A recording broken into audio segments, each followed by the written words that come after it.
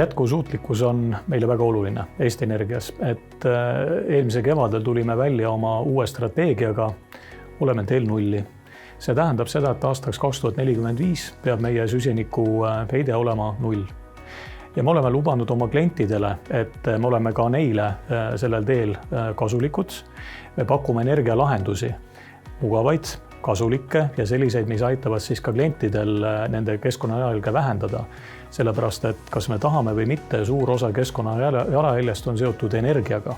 Me tahame olla täiesti kindlad ka lubamaks, et energiat jätkub täna, jätkub tulevikus, rohelist energiat ja selle tõttu meie kokkulepe või lubadus strateegias, et 5 aastaga 2,5 korda tahame suurendada taastuvenergia tootmist.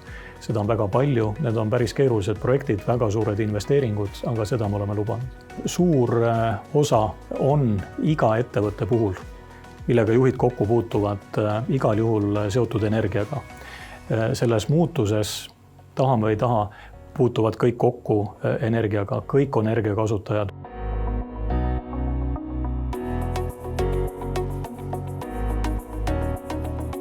Me tunneme, et me saame selle programmiga ühtepidi ise rääkida nendest tehnoloogiatest ja võimalustest, mis siis juhtidel tööriistakastis on, aga teisalt me ka ise õpime, olles selles programmis lähedalt kaasas ühtepidi aru saamaks paremini tundma oma kliente ja ka võimalusi, et mida me siis tegelikult koos ära teha saame.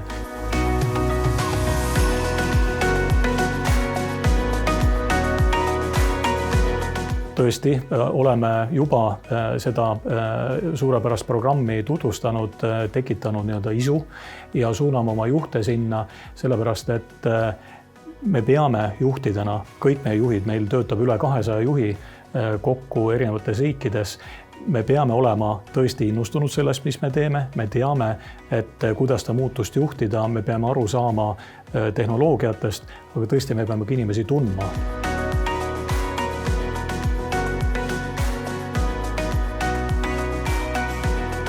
See programm on tervik ja ta on väga hea tervik, et ta on piisavalt universaalne, aga samas väga spetsiifiline, kõik moodulid on väga hästi läbi mõeldud, aeg on efektiivselt kasutatud, sest tänapäeval aeg on ju juhtidel kõige suurem ressurss.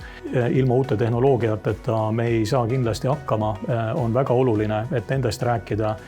Ja teine asi on siis elluviimine, execution, mis tähendab seda tõesti, et see organisatsioon, muutuste juhtimine ja leadership, see moodul on ka meile äärmiselt oluline. Kui me lihtsalt jääme jutu tasandile ja midagi juhtu, siis sellest maailm paremaks ei lähe.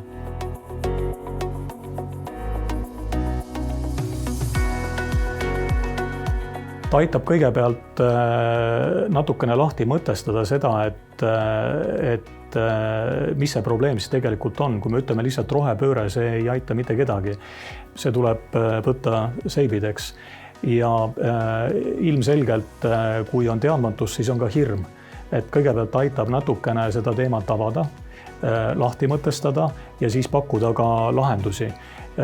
Viia tõesti kokku siis erinevate partneritega ja leida see oma tee igale juhile, igale ettevõttele, kes selles programmis osaleb, kuidas siis sära silmi liikuda selle eesmärgi poole, aga ka majanduslikult konkurentsivõimet mitte kaotades.